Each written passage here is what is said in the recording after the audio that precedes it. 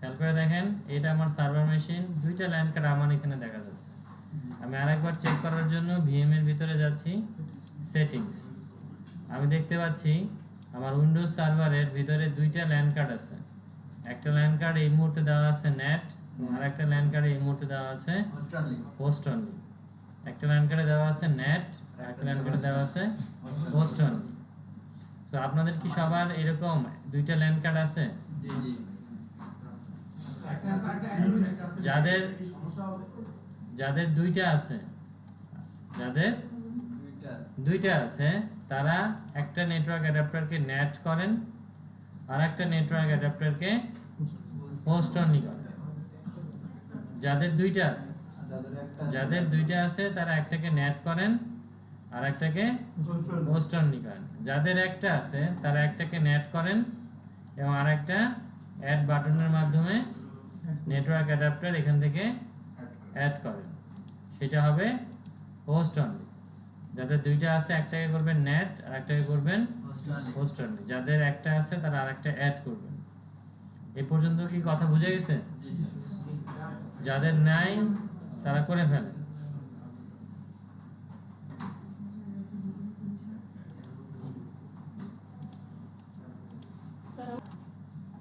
এই যে দুইটা ল্যান কার্ড আমরা অ্যাড করলাম, এই দুইটা ল্যান কার্ড আসলে কার উপরে ডিপেন্ডেন্ট? আমাদের এইখানে যে ভার্চুয়াল নেটওয়ার্ক এডিটর আছে তার উপরে ডিপেন্ডেন্ট না? এখন আপনাদের এই ল্যান কার্ডে আইপি আছে কি আইপি নাই, এটা ইন্টারনেটে কানেক্ট হবে কি হবে না, সেটা কে ডিপেন্ড করবে, কে মেনটেন করবে? এই ভার্চুয়াল নেটওয়ার্ক এডিটর মেনটেন করবে না?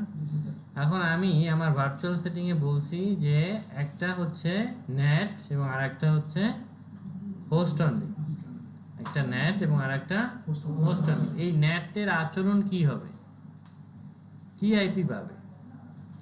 হোস্ট অনলির আচরণ কি রকম হবে, কি আইপি পাবে, সেটা কে ডিসাইড করবে? এই ভার্চুয়াল নেটওয়ার্ক এডিটর ডিসাইড করবে, তাই না? তো আমাদের যখন এইখানে কোনো একটা প্রবলেম হচ্ছে তাহলে আমরা কোনটা চেক করব? Virtual network editor. এই ভার্চুয়াল নেটওয়ার্ক এডিটর যদি আমরা চেক করতে যাই, খেয়াল করে দেখি যে এখানে চেঞ্জ সেটিংস দেওয়ার পর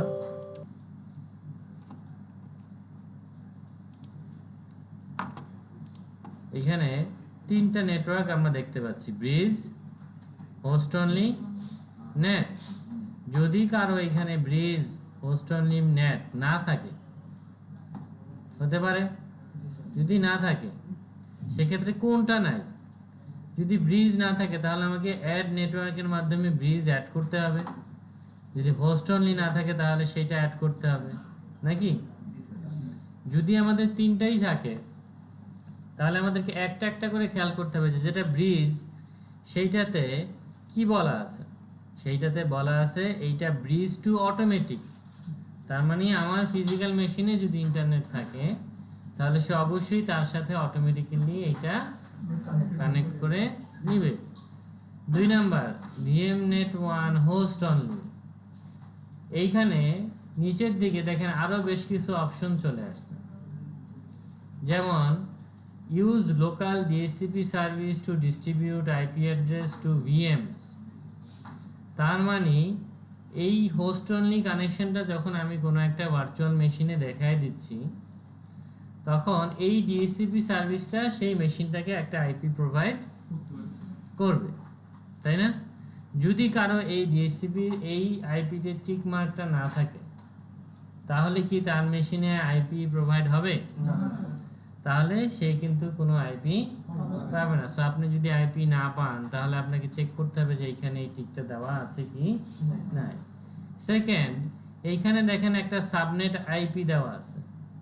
তার মানে আমরা যে নেটওয়ার্কে কানেক্টেড হইলাম এই হোস্টনি নেটওয়ার্কটা 192, 168, 159 এই সিরিজের আইপি পাবে, তাই না? যদি আপনি মনে করেন যে আপনি এটা চেঞ্জ করবেন সেটা আপনি করতে পারেন, আবার আপনার নাও করতে পারেন। কিন্তু এই সিরিজের আইপি ছাড়া যদি আপনার অ্যাডাপ্টার অন্য কোনো সিরিজের আইপি পায় তাহলে কি সে এই নেটওয়ার্কের সাথে কানেক্টেড হয়েছে বলে ধরে নিতে পারবো আমরা? এই বিষয়গুলো আমাদেরকে চেক করতে হবে যখন আমাদের নেটওয়ার্কে কোনো রকম সমস্যা মনে হবে। ভিএমনেট 8 মানে নেট, এই নেট আমি সিলেক্ট করলাম কিন্তু এইখানে ডিএসসিপি সার্ভিস আমি অফ করে রাখলাম, তাহলে কি আইপি পাবে? এইখানে আইপি সিরিজ দেওয়া আছে 2, আমি যাই দেখলাম আইপি আছে 10, তাহলে কি সে এই নেটওয়ার্কে কানেক্টেড? তাহলে আমি দেখতে পাচ্ছি যে আমার ব্রিজ, হোস্ট অনলি এবং নেট এই তিনটেই আসলে ডিএসসিপি থেকে আইপি নিচ্ছে, এবং হোস্ট অনলি এবং নেট দুইজনেরই এই ডিএসসিপির এখানে টিক মার্কটা দেওয়া আছে, তার মানে দুইজনই আইপি নিবে। হোস্ট অনলির আইপি হচ্ছে 159 সিরিজের, আর নেটের আইপি হচ্ছে 2 সিরিজের, তাই না? তো যদি আপনার এটা কঠিন মনে হয় আপনি চেঞ্জ করতে পারেন। এখন আমাদের যে দুইটা নেটওয়ার্ক কার্ড আছে, আমরা যদি ইথারনেট 0টা দেখি, চেক করি, আমরা দেখলাম যে এইটার ভিতরে 2 সিরিজের একটা আইপি পেয়েছে, তার মানে আমার এই ইথারনেট 0টা কার সাথে কানেক্টেড? নেটের সাথেই কানেক্টেড, এবং এর মাধ্যমেই সে ইন্টারনেট অ্যাক্সেস করবে। যদি না হয় তাহলে বুঝতে হবে যে আমাদের এই কানেকশনে সমস্যা আছে। কারো ক্ষেত্রে ইথারনেট 0-র জায়গায় ইথারনেট 1ও অ্যাড হয়ে যেতে পারে। আপনি এখন কোনটা অ্যাড করছেন, আগে কোনটা পরে, সেটা তো আমি জানি না। আপনি এখানে যেভাবে অ্যাড করবেন এখানেও সেভাবেই আসবে। সো ইথারনেট 0টাকে যদি আমি এই জায়গায় নেট রিনেম করে রাখি, আমার বুঝতে সুবিধা হবে যে এটা নেট। ইথারনেট 1-এ যদি আমি আবার চেক করি, খেয়াল করে দেখব যে এখানে 159 সিরিজের আইপি পেয়েছে, এর কোনো ডিফল্ট গেটওয়ে নাই। যেহেতু এটা একটা হোস্ট অনলি নেটওয়ার্ক, ওর আসলে অন্য কারোর সাথে, বাইরের কারোর সাথে, এই নেটওয়ার্কের বাইরের কারোর সাথে যোগাযোগ করার প্রয়োজন নাই। তাহলে এই 159 সিরিজের যে আইপিটা পেয়েছে, তাহলে আমি বুঝতে পারলাম যে আমার ইথারনেট 1 যে, সেও ঠিক আছে। আমি এটার নাম দিয়ে রাখলাম হোস্ট। তাহলে আমার দুইটা ল্যান্ড কার্ডই এখন আমার এখানে ঠিক আছে। সো আপনাদের যদি কারো ঠিক না থাকে, আগে এই ল্যান্ড কার্ড দুইটা ঠিক করতে হবে। কখন কোন জায়গায় ঠিক করবেন সেটা আমি বললাম, বলেন।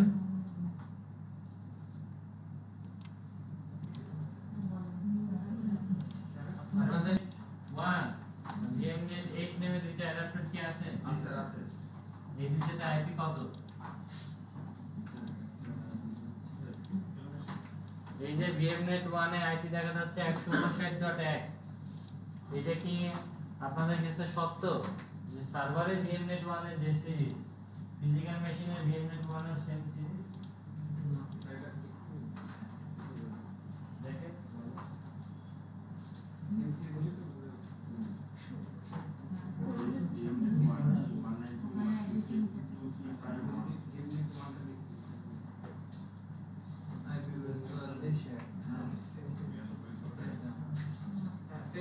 Same series. তার মানে কি হোস্ট অনলি নেটওয়ার্ক দুই জায়গায় একই আইপি পেয়েছে? জি তাই তো পাওয়ার কথা নাকি? জি স্যার। এবার নেটিংটা চেক করে দেখেন ভিএমনেট 8 দুটোই সেম আছে।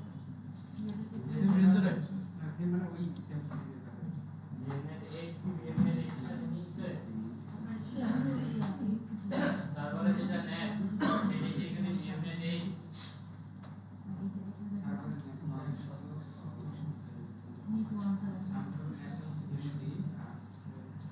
সার্ভারের যেটা নেট সেটা কি এখানে ভিএমনেট একই সিরিজ সাথে একই সিরিজ মিলছে? সার্ভারের আমাদের ফিজিক্যাল মেশিনের আইপি গুলা .1 টাইপের, তাই না? জি জি নাকি? জি জি। এই এক আইপি থেকে, সার্ভারের আইপি থেকে ফিজিক্যাল মেশিনের আইপি তে লিংক হয়। ফিজিক্যাল মেশিন আইপিটা থেকে ফিজিক্যাল মেশিনের আইপি কে এবার পিং করেন। কি নেটটা স্যার? করেন আগে নেট কে পিং করেন। নেটের আইপি কত আমার? 192.168.2.1। আপনি আপনারটা নেবেন, আমাদেরটা আলাদা। আপনি আপনারটা নেবেন, নিয়ে কি করবেন? পিং করব কোথা থেকে? সার্ভার থেকে। সিএমপি থেকে, সার্ভার থেকে। সার্ভার থেকে। Same system. ফিজিক্যাল মেশিন থেকে সার্ভারে লিংক করতে ফিজিক্যাল মেশিন থেকে সার্ভারে লিংক করতে সার্ভার থেকে ফিজিক্যাল মেশিনে লিংক করেন। সার্ভারের সিএমডি থেকে ফিজিক্যাল মেশিনের নেটে লিংক করেন।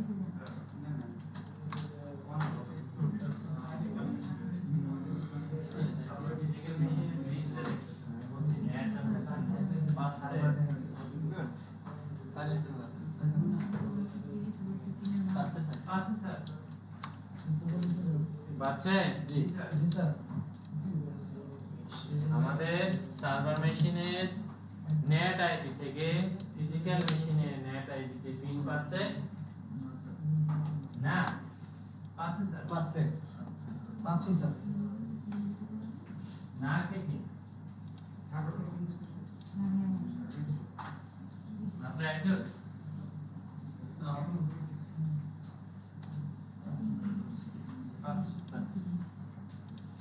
এবার ফিজিক্যাল মেশিনে হোস্ট অনলিতে পিং করেন ফিজিক্যাল মেশিনে আমাদের পাচ্ছে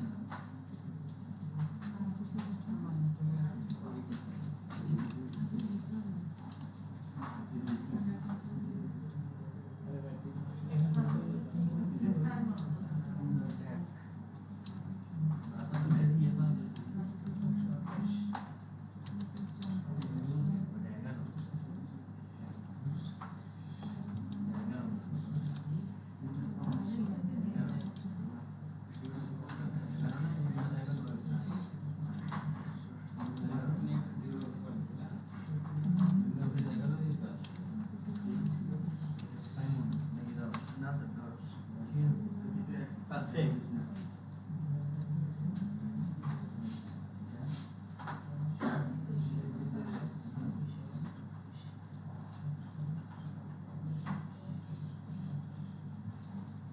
পাচ্ছি স্যার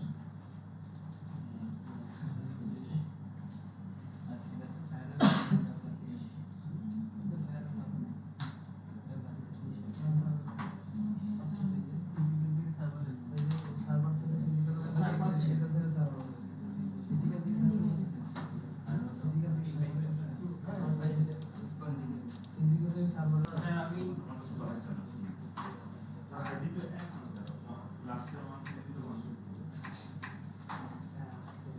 স্যার নেট এখন পর্যন্ত যদি নেটওয়ার্ক ঠিক থাকে তাহলে আমরা এখন সার্ভারটার ভিতরে একটু ঢুকতে পারে ঠিক আছে জি সার্ভারটার মধ্যে যদি আমরা যাই সার্ভারটা অন করলেই প্রথমে একটা ড্যাশবোর্ড আছে তাই না জি সার্ভার ম্যানেজার ড্যাশবোর্ড নামে জি সেই ড্যাশবোর্ডটা যদি আমরা কেটে দেই তারপরে এই ড্যাশবোর্ডটাতে যাওয়ার অনেকগুলো জায়গা আছে তাই না জি আমাদের এই সার্ভারের নিচে টাস্কবারে যদি আমি রেখে দেই সেখান থেকে যেতে পারি স্টার্ট মেনুতে ঢুকলেই সার্ভার ম্যানেজার দেখা যায় তাই না জি অনেক ভাবেই আমরা এই সার্ভার ম্যানেজারে আসতে পারে পারি সার্ভার ম্যানেজারের ভিতরে যে যদি আমি অপশনটা বন্ধ করে দেই যেটা স্টার্টআপের সময় অন হবে না সেটাও আমি চাইলে অফ করে দিতে পারে পারি ওপেন স্ক্রিন আছে বুঝে গেল জি কোথা থেকে অফ করব ওপেন স্ক্রিন যে আমি মনে করি যে সার্ভার ম্যানেজারটা এই যে একা একা ওপেন হয়ে যায় জি স্যার মেশিন স্টার্ট দেওয়ার পরে সেটা যদি আমি অফ করতে চাই কোথা থেকে করা যাবে উপরের দিকে কি কি অপশন আছে দেখেন ম্যানেজ টুলস ভিউ হেল্প জি ভিউতে যদি আমরা ক্লিক করি তাহলে আমরা এখানে কি দেখতে পাই hide welcome title hide welcome title এটা কি জিনিস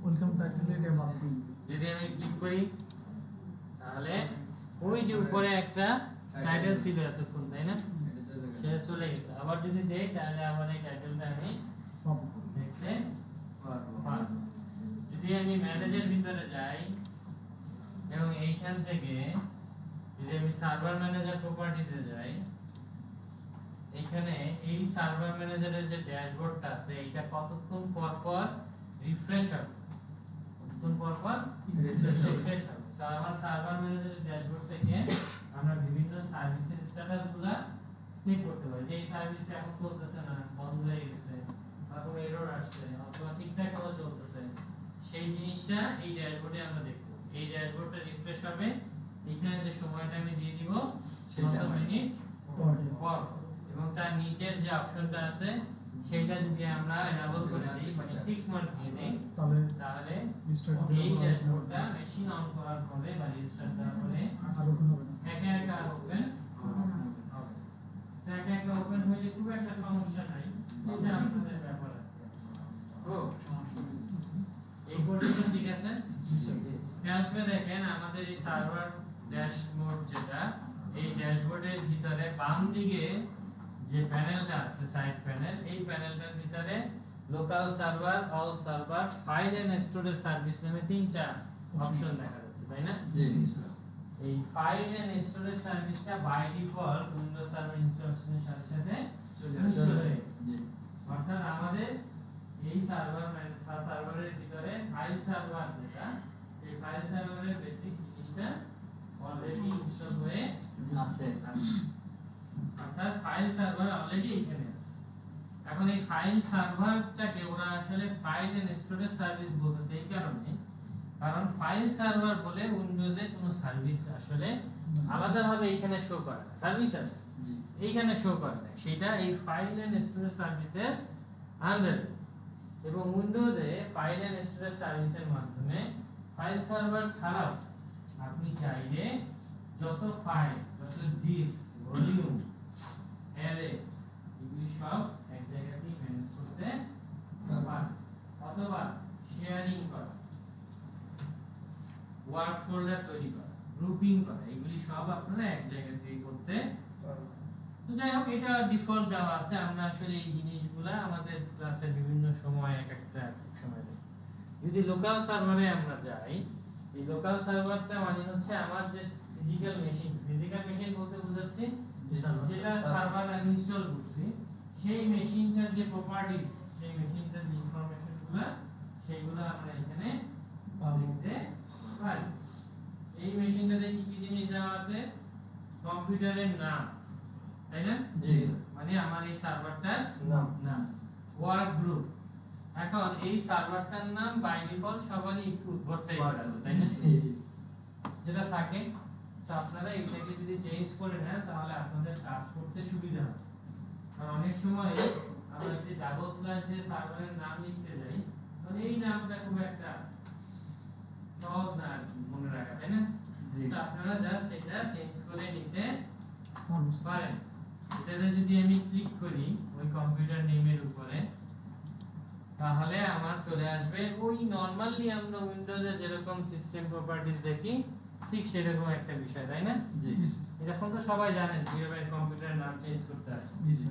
এই নামটা চেঞ্জ করে এমন কিছু দেন যেটা আপনি সহজে মনে রাখতে পারেন এবং লিখতে পারেন। ধরেন ক্লায়েন্টে যে আমি সার্ভার অ্যাক্সেস করতে চাই, /server1 বা /my server, এটা কিন্তু মনে থাকে। তো এইরকম এমন একটা নাম দেন যেটা আপনি সহজে ম্যানেজ করতে পারবেন। আর যদি মনে করেন যে আপনি এইটাই ম্যানেজ করতে পারবেন, তাও আপনি রাখতে পারেন, কোনো সমস্যা নাই।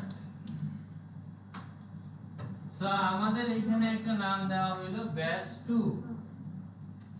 আপনারা যা মন চায় আপনাদের মতো দিতে পারেন। উইন্ডোজে যেরকম নেমটা চেঞ্জ করলে ওভার রিস্টার্ট নেই, এটা তো রিস্টার্ট হ্যাঁ? রিস্টার্ট নেই নেই, এত ভালো শব্দ। নাম তো রেজিস্টার চেঞ্জ নেবে। না ওটা অর্ডারটা বলে রেজিস্টার নেবেছে। হ্যাঁ? না না এমনি নাম চেঞ্জ করলে নাম restart চেঞ্জ করলে রেজিস্টার নেবে নাম চেঞ্জ করলে রেজিস্টার নিবে না?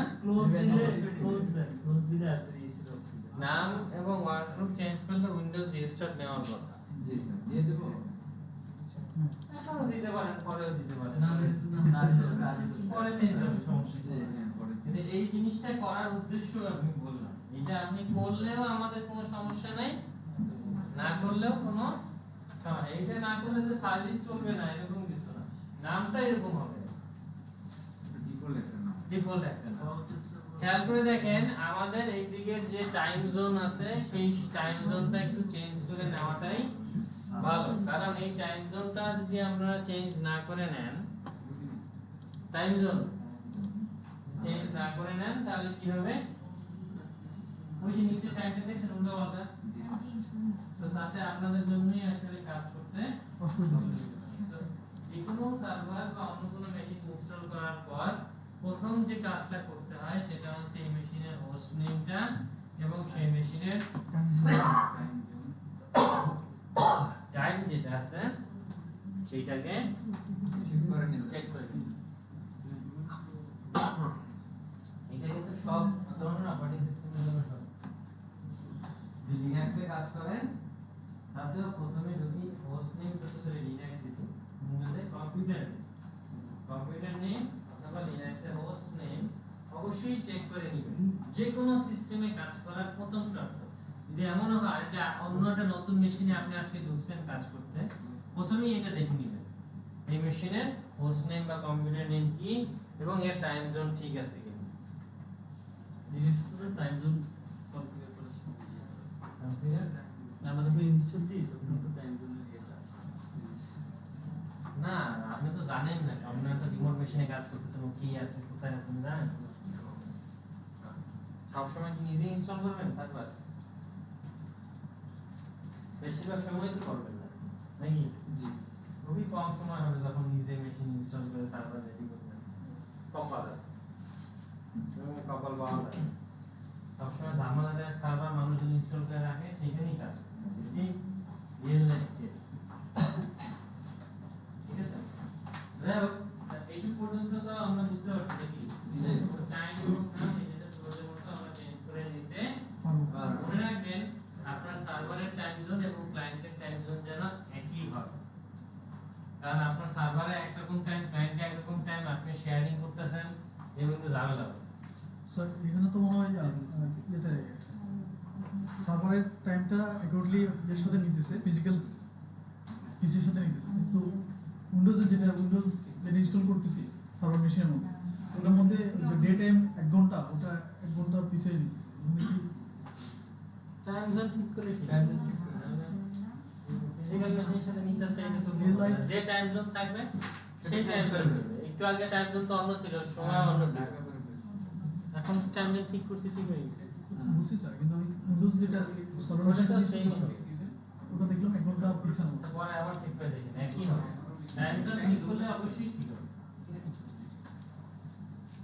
এই পর্যন্ত ঠিক আছে সবাই? জি খেয়াল করে দেখেন এই প্রপার্টিজ এর ভিতরেই আপনি এর যে দুইটা নেটওয়ার্ক কার্ড আছে সেটা দেখতে পাচ্ছেন, হোস্ট এবং নেট। আমি হোস্ট এবং নেট নাম দিছি দেখে দেখতে পাচ্ছি, আপনারা যদি নাম না দেন তাহলে ইথারনেট 0 ইথারনেট 1 এইভাবে দেখতে পাবেন, তাই না? জি তো এইখান থেকে আপনি যদি কোনো একটার উপরে ক্লিক করেন, আমাদের যে হোস্ট 0 বা হোস্ট নেট, এটা যদি আমি ক্লিক করি হোস্টের উপরে, দেখেন সরাসরি কিন্তু এই নেটওয়ার্ক কানেকশন এখানে আমি চলে আসতে পারছি পারছি। তো এটা কিন্তু আমার জন্য অনেক সহজ।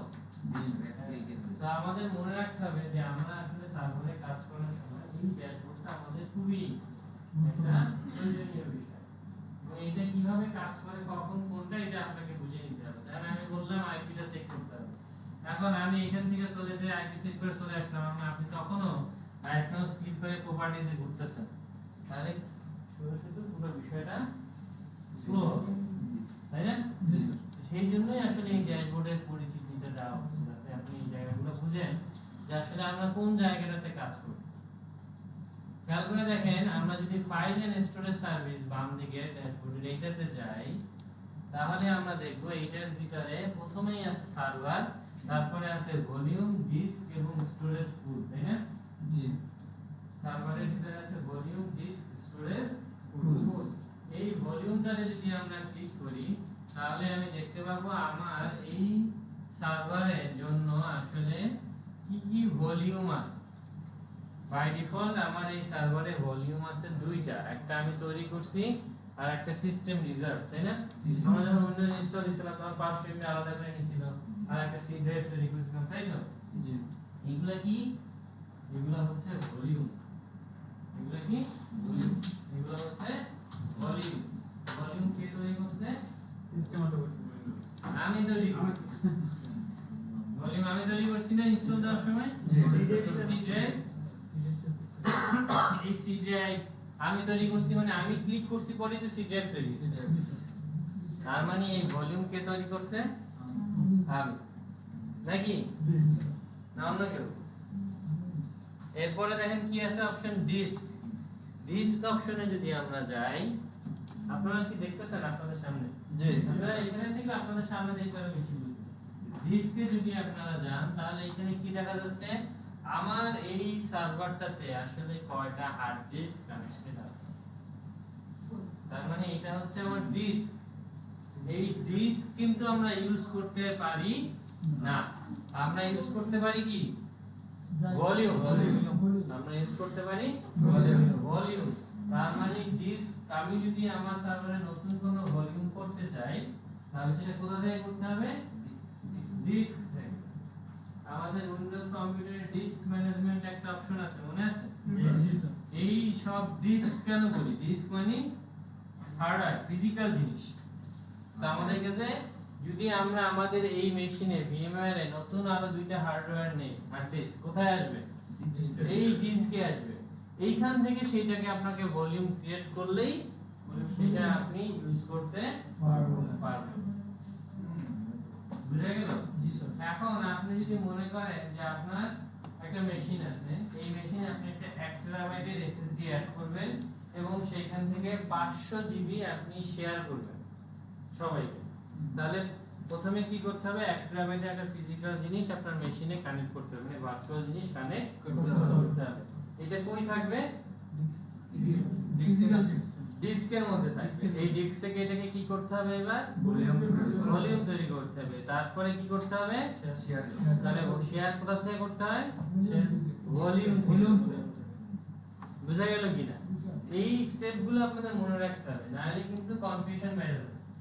এখানে অনেকগুলি অপশন, তাই না? এরপর আরেকটা অপশন আছে, দেখেন স্টোরেজ পুল। আরেকটা অপশন আছে কি? স্টোরেজ পুল। এই স্টোরেজ পুলে দেখেন এখানে জিরো কিছু নাই, আছে কিছু নাই। এর কারণ কি? এর কারণ হচ্ছে দেখেন স্টোরেজ পুলের সাথে আরো দুইটা অপশন আছে, ভার্চুয়াল ডিস্ক এবং ফিজিক্যাল ডিস্ক। আপনি যখন এই মেশিনে কোনো একটা হার্ড ডিস্ক অ্যাড করবেন তখন সেটা হয়ে যাবে এই মেশিনের ফিজিক্যাল ডিস্ক। মাল্টিপল ফিজিক্যাল ডিস্ককে যদি আপনি একসাথে করেন তাহলে হয়ে যাবে একটা স্টোরেজ পুল। স্টোরেজ পুল থেকে আপনি আপনার মন মতো যদি হার্ড ডিস্ক তৈরি করেন সেগুলো হবে ভার্চুয়াল ডিস্ক। বুঝা গেল? আপনি যদি আপনার এই মেশিনে মাল্টিপল হার্ড ডিস্ক অ্যাড করতে পারেন না? এখনো তো করতে পারেন। সেইটা এই মেশিনের কাছে কি হবে? ফিজিক্যাল ডিস্ক হিসেবে। মাল্টিপল ফিজিক্যাল ডিস্কে আপনি চাইলে জোড়া লাগাইতে পারেন এবং একটা স্টোরেজ পুল তৈরি করতে পারেন। অর্থাৎ আপনি যদি মাল্টিপল ধরেন 5টা 5 জিবি ফিজিক্যাল ডিস্ক তৈরি করছেন, তাহলে টোটাল জায়গা কত? 5 × 5 25 জিবি। আপনি যদি 5টা কি একসাথে যোগ করেন তাহলে একটা 25 জিবির স্টোরেজ পুল তৈরি হবে। সেই পুল থেকে আপনি চাইলে 1 MB করে 5 × 1024টা ডিস্ক তৈরি করতে পারবেন। কিন্তু আরো 5 25 ভার্চুয়াল ডিস্ক। বুঝা গেল? সেইটা আপনি এটার ভিতরে করতে পারেন। সুবিধা কি? এরকম করার সুবিধা কি? সবচেয়ে এরকম করার একটা সুবিধা আছে, সেটা হচ্ছে যে আপনার ফিজিক্যাল হার্ড ডিস্কের লিমিটেশন আছে, স্টোরেজ পুলের কোনো লিমিটেশন নেই। আপনার দুইটা হার্ড ডিস্ক আছে, 1 টেরাবাইট 1 টেরাবাইট, স্টোরেজ পুল করতে পারবেন কত? 2 টেরাবাইট। জায়গা শেষ হয়ে গেছে, আর একটা হার্ড ডিস্ক অ্যাড করছেন, সেটাকে এই স্টোরেজ পুলের সাথে যদি অ্যাড করে দেন স্টোরেজ পুলের সাইজ হবে কত? তো এটা কোনোদিনই শেষ হবে না, হবে না। আপনার শেষ হয়ে গেলে আপনার দিক থেকে হার্ড ডিস্ক অ্যাড করতে থাকে। কিন্তু ফিজিক্যাল হার্ড ডিস্ক যদি আপনি কাজ করেন, আপনি ফিজিক্যাল হার্ড ডিস্কে যদি কাজ করেন আর ফিজিক্যাল হার্ড ডিস্ক যদি শেষ হয়ে যায় তাহলে কি আপনি আরেকটা ফিজিক্যাল হার্ড ডিস্ক লাগালেই হবে? না। ওই হার্ড ডিস্কে তো ডাটা রাইট করতে হবে না। কিন্তু এই জায়গায় আপনি সেটা করতে পারবেন। সো এটা উইন্ডোজ সার্ভারের একটা স্পেশাল ফিচার যে আপনি চাইলে এখানে স্টোরেজ অ্যারে তৈরি করতে পারবেন। বুঝে গেল? স্টোরেজ অ্যারে তৈরি করতে পারবেন। এই স্টোরেজ অ্যারেটা কি আমরা লিনাক্স এর ক্ষেত্রে LVM এর মাধ্যমে ম্যানেজ করি। সো যারা লিনাক্স এর LVM পরিচিত তাদেরই আসলে উইন্ডোজ এর জন্য স্টোরেজ পুল বা স্টোরেজ অ্যারে ফিজিক্যাল ডিস্কের কোনো লিমিটেশন আছে যে আমি এতগুলা এখানে ডাটা সেন্টারের মধ্যে কোনো লিমিটেশন নেই। ডাটা সেন্টার OS হলে কোনো লিমিটেশন নেই, যত ইচ্ছা আপনি যত ইচ্ছা যত জিবি হ্যাঁ করতে পারবেন। বুঝা গেল এই পর্যন্ত? জি স্যার। এগুলো হচ্ছে আমরা যে আলোচনার মতো একদম বেসিক একটা আলোচনা, ঠিক আছে? তো আমি আবারও বলতেছি, আপনাদের ক্লাসের সার্ভারের মেশিনগুলো যেহেতু স্লো, তো প্রথমে এসে কি করবেন, আপনাদের ফিজিক্যাল মেশিনে যদি অযাচিত কোনো অ্যাপ্লিকেশন রান করতে থাকে সেটাকে বন্ধ করে দেব। বন্ধ করে দেবেন। এগুলো তো পারেন। জি। সেটা বন্ধ করে দেওয়ার পরে আপনি সার্ভার মেশিনটা রান করবেন, রান করে দেখবেন যে নেটওয়ার্কগুলো ঠিকঠাক মতো কাজ করতেছে কি করতেছে। ওকে, যদি করতে থাকে তাহলে মনে করবেন যে আপনার মেশিনটা রেডি আছে। যদি দেখেন তারপরও একটু স্লো, তাহলে আপনি চাইলে সার্ভারের র্যাম বাড়ায় কমায় চেক করতে পারেন। সার্ভারের যে ভিজুয়াল অ্যাপিয়ারেন্স সেটা আপনি যদি কমায় দেন, কন্ট্রাস্ট মোডে নিয়ে যান, তাহলে অটোমেটিক্যালি র্যামের খরচ কমে যাবে। বুঝে গেল? তো এই পর্যন্তই আমাদের আজকে শেষ। যেহেতু অলরেডি আমরা আমাদের ব্রেকও নিইনি, অলরেডি একজনের গাড়ি দিচ্ছি, আমার মন খারাপ, তো উনি কিছুই বুঝতেছে না, তাই না? ওনার সব আচ্ছা, আপনারা যেহেতু অনেক মানুষ এবং সামনে থেকে কথা বলে অনেক সময় এরকম হয় পিছনের অনেকেই ঠিক মতো বুঝেন না, হয়তো পারে না এরকম এখান থেকে বলছি, এই জায়গায় বসে বলছি বা কেউ বলছি, তো তখনই আপনারা